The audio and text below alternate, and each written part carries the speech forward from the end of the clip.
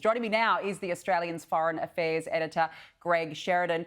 Greg, good to see you. Anthony Albanese would rather focus on the nice stories when it comes to China and this visit, yet we have seen these clashes today. Do you think that the Prime Minister cares about the human rights abuse issues when he's trying to woo Premier Lei?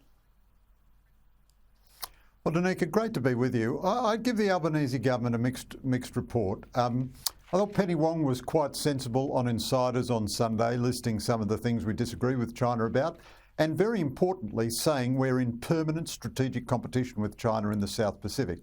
I think this big panda diplomacy visit is all about trying to reset China in the Australian public mind as a sweet and cuddly thing, whereas it's not a sweet and cuddly thing, it's a vicious, brutal, totalitarian dictatorship. And I think in several key ways the Prime Minister has underperformed in this visit, very significantly. First of all, on the Cheng Lei matter. Now, it's not a huge incident. I greatly admire Cheng Lei, but this is not a huge incident. It wasn't a fundamental breach of her human rights, but it was absolutely improper behaviour for foreign diplomats to try to muscle their way around the Australian Parliament House. Now, if Albanese wasn't briefed, he has the most incompetent prime ministerial office in Sydney, and the government is fast asleep and should be sacked for incompetence.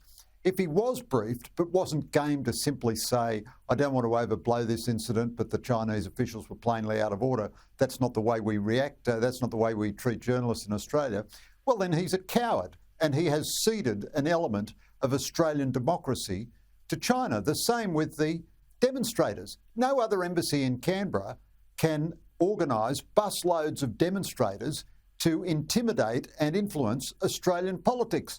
That's inconsistent with diplomatic practice. Imagine if the Australian embassy in Beijing tried it for a single second.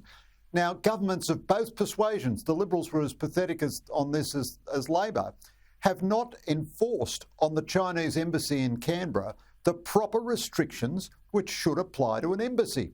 God alone knows why we allow so many Chinese diplomats to stay in this country, and it is a standing rebuke to the pusillanimity of Australian governments that they won't restrict the Chinese embassy to behaving like an embassy, which doesn't include organising busloads of demonstrators and doesn't include manhandling Australian reporters in our own parliament. Well, I just think it's extraordinary, as you said, that this has happened on Australian soil when we have an open and free Australian press in a democratic nation. Do you think that, in fact, the Prime Minister needs to raise this with the Chinese Premier? So, Danica, I don't want to be unbalanced about this. It's not a huge incident, but Albanese has made it a bigger incident than it needs be because of his apparent extreme timidity about saying, but he's so scared to say anything that might annoy the Chinese and derail this visit. He doesn't need to raise this matter with the Premier. He simply needed to say at the press conference, this is a small incident but completely unacceptable. We utterly stand with Cheng Lei. She's an Australian citizen, an Australian journalist, and this behaviour by the Chinese officials was unacceptable. Then if the Chinese decide to overreact to that, that's up to them. But he is so scared, the Albanese government is so scared that if they say one word out of the Chinese-approved script, they'll get a bad reaction. So the analogous case was after he met with Xi Jinping in San Francisco, 4 or 5 days after the Chinese Navy had fired sonars at Australian naval divers and caused them physical injury. He still won't tell us, the Prime Minister, whether he raised that with Xi Jinping, which probably means he didn't raise it because there'd be no reason not to tell us. But then he had a press conference but made sure that Canberra didn't release the information about this incident until after the press conference was over. Well, this kind of sort of pathetic timidity, it's unbecoming. I mean, Albo, I've got a lot of admiration. I think he's a good bloke, but this is unbecoming. This looks like a Prime Minister who's got stage fright, who can't cope with the Chinese just in a normal way. It doesn't have to be, I think Dutton and Morrison did overdo the rhetoric. Doesn't have to go down that road. But if he can't call out egregious Chinese misbehaviour, even on our own soil, well, that's an overreaction. It's too defensive. It's too timid.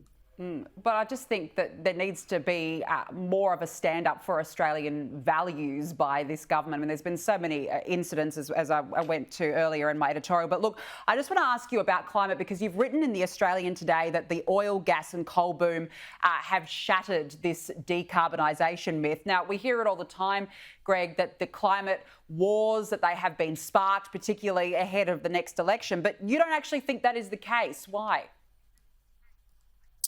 Well, climate is contentious all over the world, except most of the world is not nearly as obsessed about it as we are. I mean, it's hardly figuring in the American debate. And in the European elections recently, there was a massive drop in the Greens vote, and the European Union has abandoned many elements of its Green New Deal.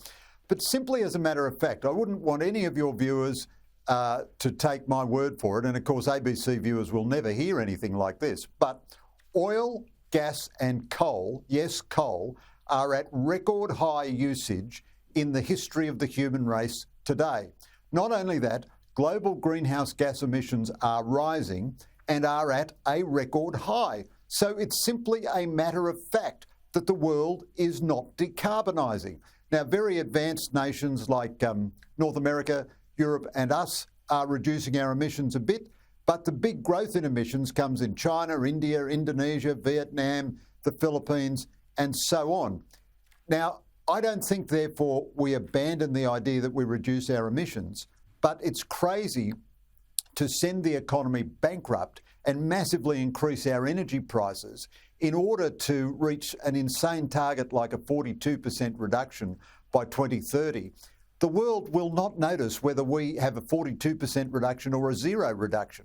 But if we ended up with a 20% reduction, that would be perfectly fine. It's not going to have the slightest effect on the physical climate. And as a simple matter of fact, the rest of the world is not decarbonising. The world is increasing its greenhouse gas emissions. That may be a terrible thing, but we ought to be aware of that reality when we shape our own policy.